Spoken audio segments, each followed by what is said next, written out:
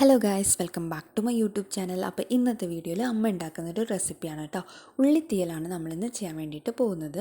ഉള്ളിത്തീയൽ ഉണ്ടാക്കാൻ ഞാനിവിടെ കുറച്ച് തേങ്ങ ചിരകി വെച്ചിട്ടുണ്ട്. പിന്നെ നമുക്ക് ആവശ്യമുള്ളത് ചെറിയുള്ളിയും ചീരത്തണ്ട് ഇവിടെ ഇരിപ്പുള്ളതുകൊണ്ട് എടുത്തതാണ് കേട്ടോ, ഇല്ലെങ്കിൽ ഒരു കുഴപ്പമില്ല. പിന്നെ കുറച്ച് പുളി പിഴിഞ്ഞല്ല, കുതിരാൻ വെച്ചിട്ടുണ്ട്. പിന്നെ ഞാനൊരു ചീഞ്ചട്ടിയിലോട്ട് വെളിച്ചെണ്ണ ഒഴിച്ചു. വെളിച്ചെണ്ണ ചൂടായി വരുമ്പോൾ അതിലോട്ട് കുറച്ച് ഉലുവ ഇട്ട് കൊടുത്തിട്ടുണ്ട് കേട്ടോ. ഉലുവ ഒന്ന് നന്നായിട്ട് മൂത്ത് വരുമ്പോഴത്തേക്കും നമ്മൾ നേരത്തെ ചിരകി വെച്ചിട്ടുള്ള നമ്മുടെ തേങ്ങയും കൂടെ ഇതിലോട്ട് ചേർത്ത് കൊടുക്കാം.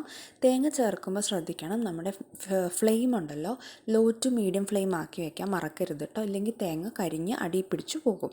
എന്നിട്ട് തേങ്ങ ചേർത്തിട്ട് നല്ലപോലെ ഒന്ന് ഇളക്കി കൊടുക്കണം, കൈ വിടാതെ ഒന്ന് ഇളക്കി കൊടുക്കുക.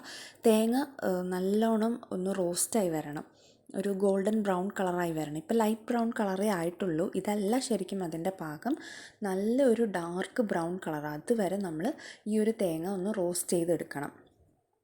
ഇപ്പോൾ ഏകദേശം നമ്മുടെ തേങ്ങ റോസ്റ്റായിട്ട് നല്ല ഡാർക്ക് ബ്രൗൺ കളറായി വന്നിട്ടുണ്ട്.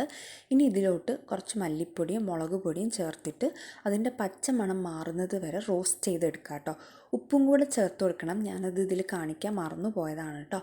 ഉപ്പും കൂടെ ചേർത്തിട്ട് റോസ്റ്റ് ചെയ്തെടുക്കാം.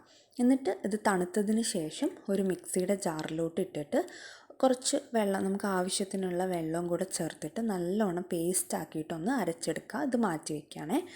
ഇനി ഞാൻ ഇതിലോട്ട് നമ്മുടെ മെയിനായിട്ടുള്ള നമ്മുടെ ചെറിയുള്ളിയും അതേപോലെ തന്നെ ചീരത്തണ്ടും ഇതിലോട്ട് കുറച്ച് മഞ്ഞൾപ്പൊടിയും കൂടെ ചേർത്തിട്ട് ഇതൊന്ന് തിളപ്പിക്കാൻ വേണ്ടിയിട്ട് വെക്കുകയാണ്.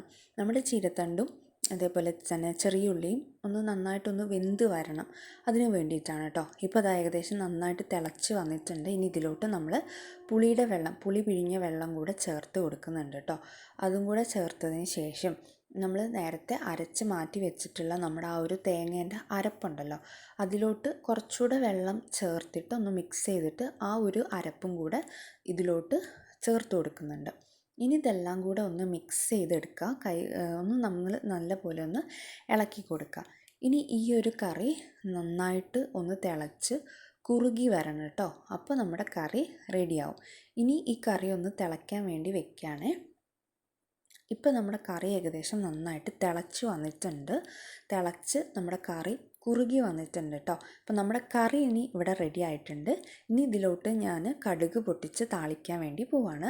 അതിന് വേണ്ടിയിട്ട് കടുക് വെളിച്ചെണ്ണയിലോട്ട് ഇട്ട് കൊടുക്കുന്നുണ്ട്. കടുക് ഒന്ന് നന്നായിട്ട് പൊട്ടി വന്നതിന് ശേഷം കുറച്ച് കറിവേപ്പിലയും കൂടെ ചേർത്ത് കൊടുക്കുന്നുണ്ട്. ഇനി ഇത് കറിയിലോട്ട് കൂടെ ചേർത്ത് കഴിഞ്ഞാൽ നമ്മുടെ ഉള്ളിത്തീയൽ ഇവിടെ റെഡിയാണ് കേട്ടോ. നല്ല ടേസ്റ്റുള്ള ഒരു റെസിപ്പിയാണ്, നിങ്ങളൊന്ന് വീട്ടിൽ ട്രൈ ചെയ്ത് നോക്കണം കേട്ടോ.